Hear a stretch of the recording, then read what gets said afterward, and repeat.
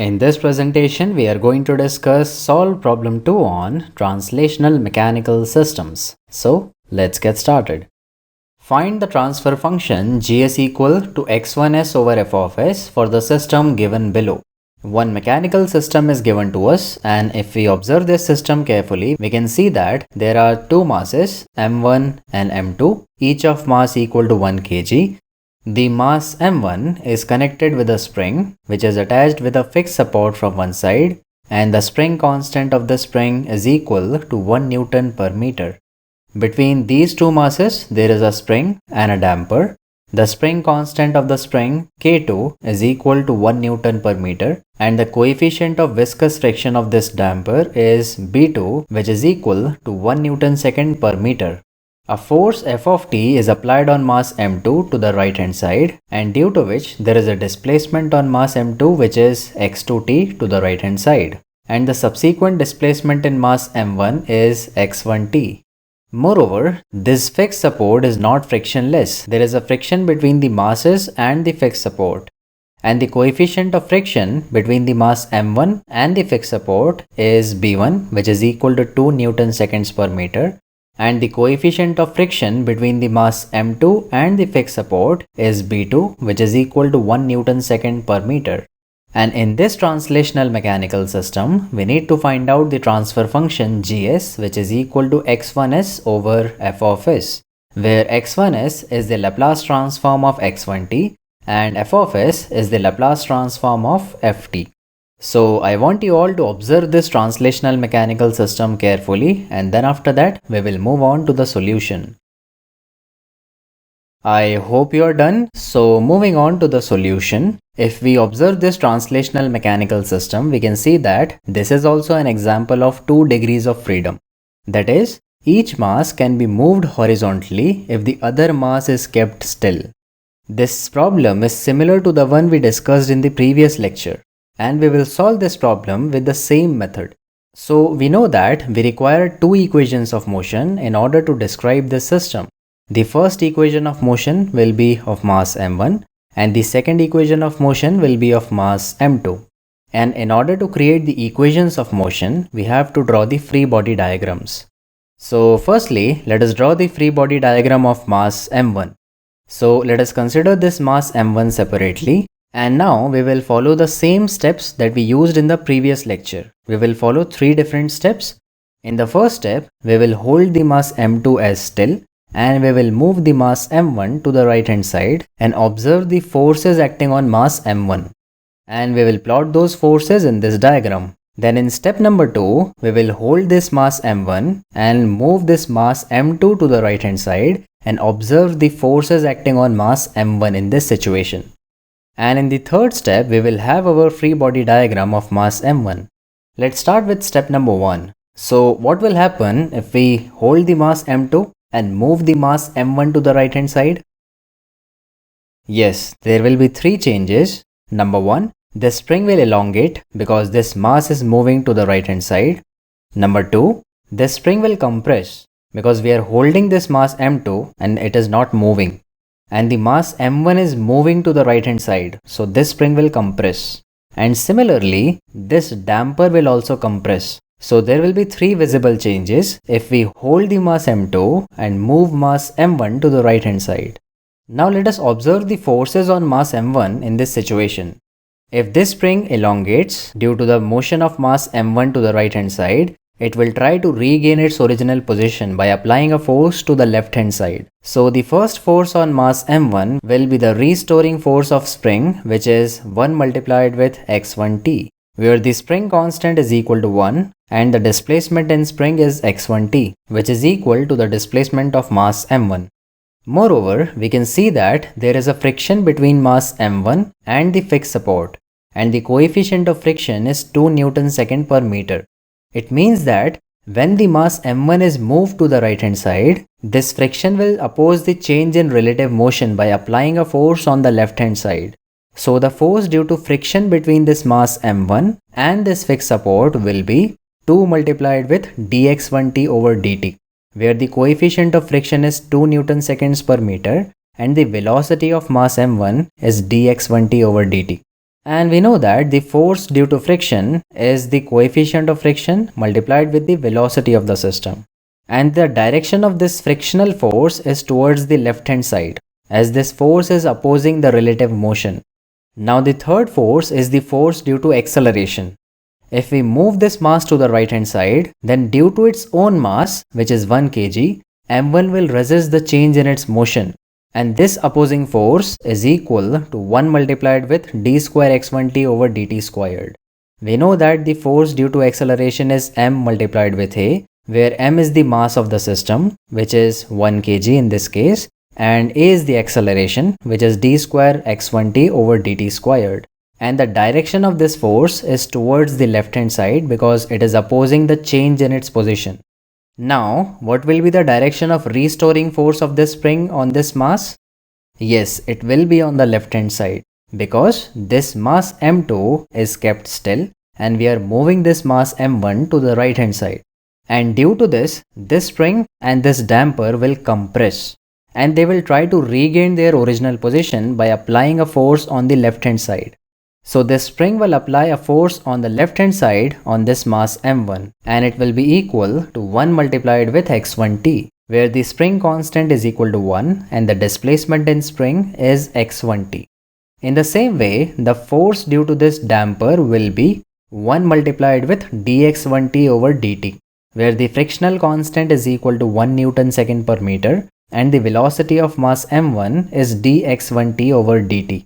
And in this way, we are now done with the case number 1, in which we were holding the mass m2 and moving the mass m1 to the right hand side. In this case, there are 5 number of forces which are acting on mass m1. Let us now move on to case number 2, in which we will hold the mass m1 and move the mass m2 to the right hand side and will observe the number of forces acting on mass m1. So tell me what will happen if we hold the mass m1 and move the mass m2 to the right hand side? Yes, this is similar to the example we discussed in the previous lecture. Consider this complete system as a train and this mass m2 as the engine of this train. And this mass m1 is the passenger compartment which is connected with these two connections. Now if we try to move this engine to the right hand side, then what will happen? These two connections will try to pull this passenger compartment to the right hand side by applying a force on the right hand side. Yes, this is the same case that we discussed in the previous lecture. So what will happen if we move mass m2 to the right hand side by keeping the mass m1 still? Yes, this spring will apply a force on mass m1 to the right hand side and this damper will also apply a force on the right hand side to this mass m1. So the force applied by the spring is 1 multiplied with x2t, where the spring constant is 1 Newton per meter and x2 is the displacement of mass m2, since we are moving the mass m2 in this case. And similarly, the force applied by this damper will be 1 multiplied with dx2t over dt, where the frictional constant is 1 Newton second per meter and dx2t over dt is the velocity of mass m2. So these are the forces which will be applied by the spring and the damper on mass m1 when we move the mass m2 to the right hand side by keeping the mass m1 still. In this way, we are done with both the cases and this is the complete free body diagram of mass m1. And we are now in a position to write the equation of motion of mass m1. So let us write the equation of motion of mass m1 by using this free body diagram. So moving on to the calculation of equation of motion of mass m1. So let us consider the free body diagram and we will now use this free body diagram in order to write the equation of motion for mass m1. So if we observe this free body diagram, we can see that there is a force 1 multiplied with x1t which is directed towards the left hand side, and there is one more force 1 multiplied with x1t which is directed towards the left hand side. So we can combinedly write these two forces as -2 multiplied with x1t.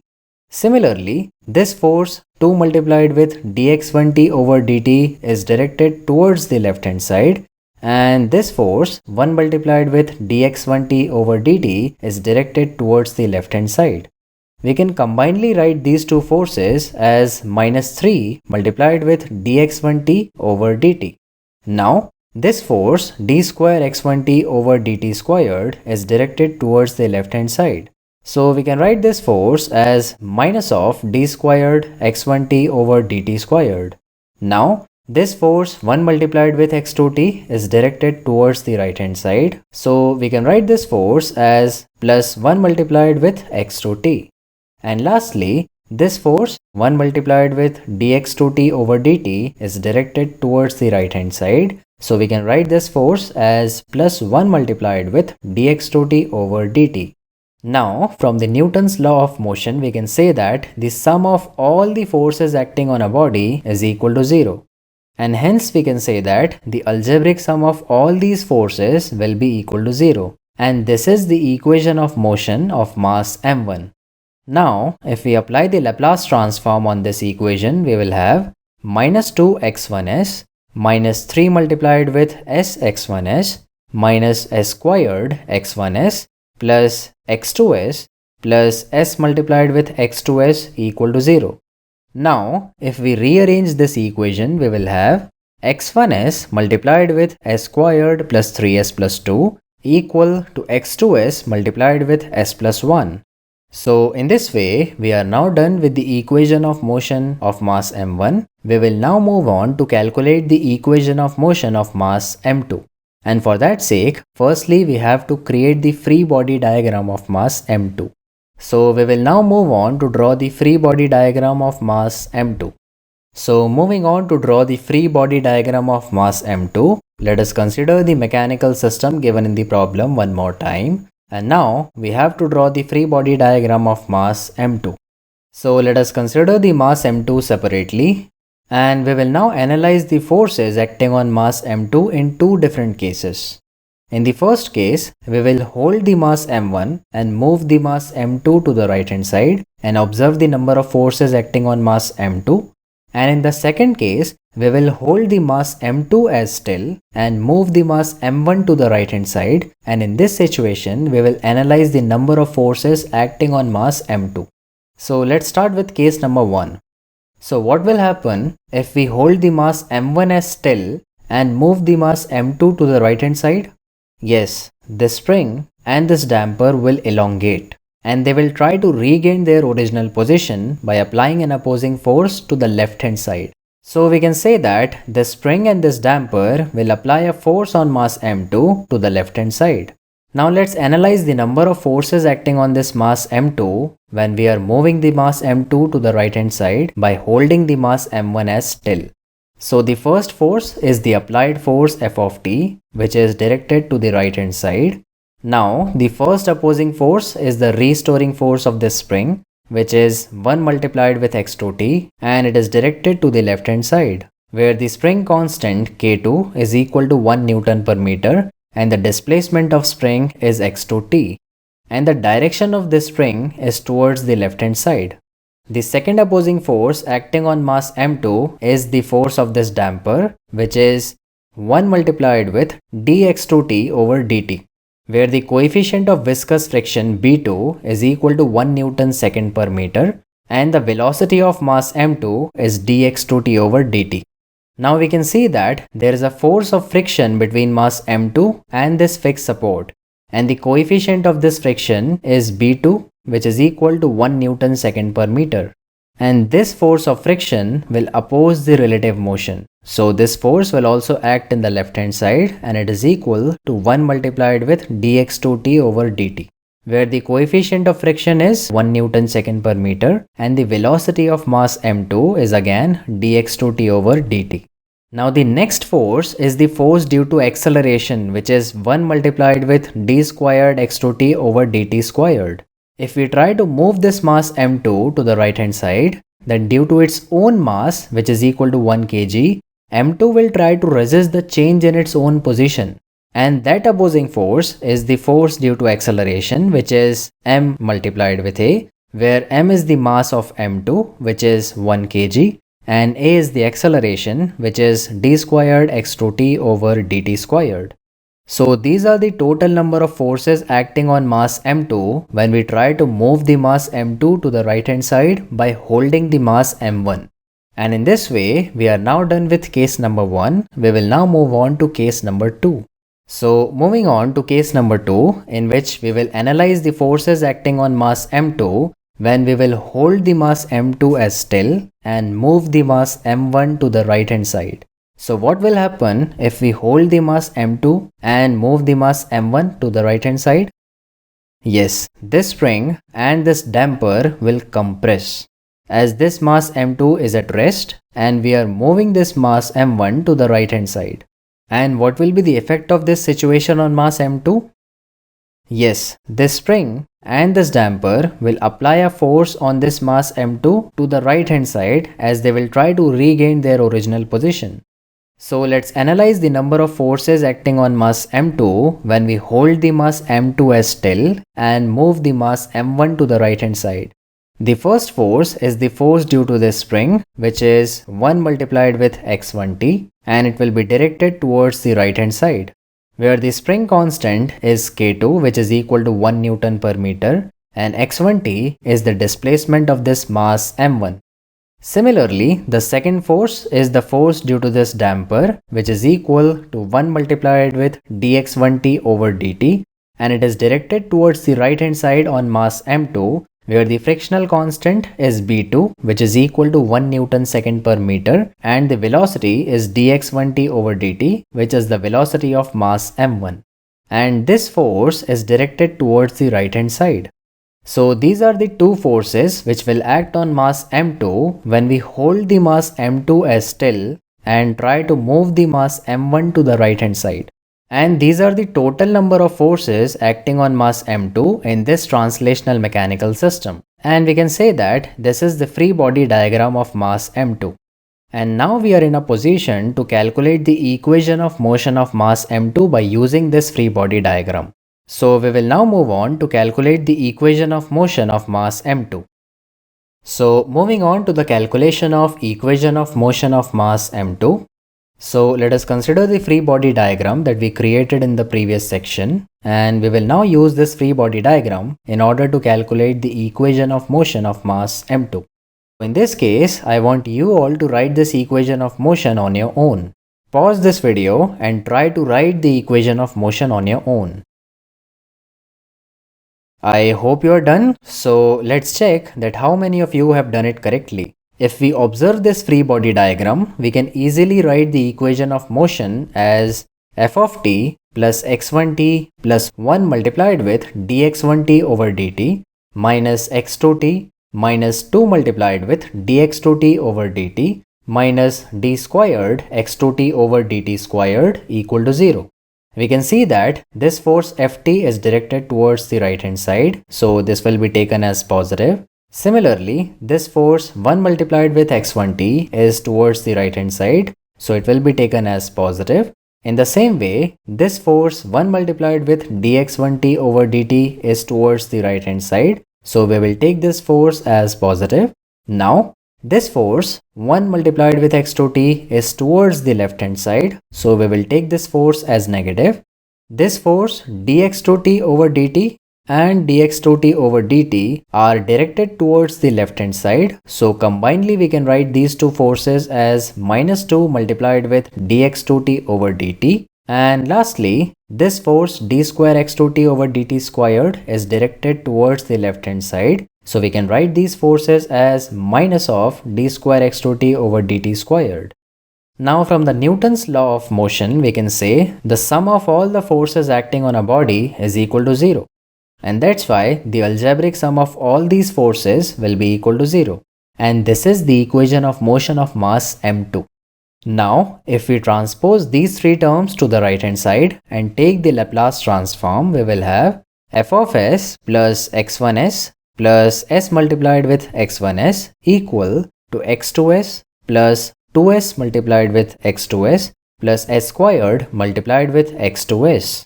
Now, if we take x1s common from these two terms and x2s common from these three terms, we will have the equation of motion as f of s plus x1s multiplied with s plus 1 equal to x2s multiplied with s squared plus 2s plus 1. And this is the equation of motion of mass m2 in Laplace domain. So in this way, we have created the equation of motion for mass m1 and the equation of motion for mass m2. We can now describe the complete translational mechanical system with the use of these two equations. And we can also calculate the transfer function. So we will now move on to calculate the transfer function in the next section. Now moving on to the calculation of transfer function Gs equal to x1s over f of s. So these are the two equations of motion that we calculated in the previous section. This equation is the equation of motion of mass m1 and this equation is the equation of motion of mass m2. And using these two equations, we need to calculate the transfer function x1s over f of s. And we can clearly see that if we can eliminate this term x2s from this equation, we can easily take the ratio x1s over f of s in order to calculate the transfer function. And we can do that by putting the value of x2s from equation 1 in equation 2. So if we put the value of x2s in equation 2, we will have f of s plus x1s multiplied with s plus 1 equal to x1s multiplied with s squared plus 3s plus 2 multiplied with s squared plus 2s plus 1 over s plus 1. From the equation number 1, x2s is equal to x1s multiplied with s squared plus 3s plus 2 over s plus 1. And we have put this value of x plus 2 in equation 2. In the place of x2s, we have written x1s multiplied with s squared plus 3s plus 2 over s plus 1. Now we need to simplify this equation in order to calculate the transfer function x1s over f of s. We can factorize this into s plus 1 multiplied with s plus 2. And we can convert this term to s plus 1 whole squared. So we will have f of s equal to x1s multiplied with s plus 1 multiplied with s plus 2 multiplied with s plus 1 whole squared over s plus 1. We have converted this term to s plus 1 multiplied with s plus 2 and this term to s plus 1 whole squared. Now, if we transpose this term x1s multiplied with s plus 1 to the right hand side, we will have minus x1s multiplied with s plus 1. Now we can see that this term s plus 1 in the denominator and this term s plus 1 in the numerator will get cancelled. And if we take x1s common from these two terms, we will have f of s equal to x1s multiplied with s plus 1 whole squared multiplied with s plus 2 minus s plus 1. If we take x1s common from these two terms, s plus 1 whole squared multiplied with s plus 2 is remained in this term and s plus 1 is remained in this term. Now we can take s plus 1 as common from these two terms. So we will have x1s multiplied with s plus 1 multiplied with s plus 1 multiplied with s plus 2 minus 1. Now if we multiply these two factors, we will have f of s equal to x1s multiplied with s plus 1 multiplied with s squared plus 3s plus 1. If we multiply these two terms, we will have s squared plus 3s plus 2 and if we subtract 1, we will have s squared plus 3s plus 1. Now if we take the ratio x1s over f of s, we will have x1s over f of s equal to 1 over s plus 1 multiplied with s squared plus 3s plus 1. And this is the transfer function Gs that we are asked to calculate in this problem. Now I want you all to observe all the equations of motion carefully and try to solve this problem on your own. And then after that, I will give you some homework problems. Try these problems on your own, and if you are able to do it, let me know in the comment section. Thank you for watching this lecture. I'm ending this one here. We will meet again in the next lecture.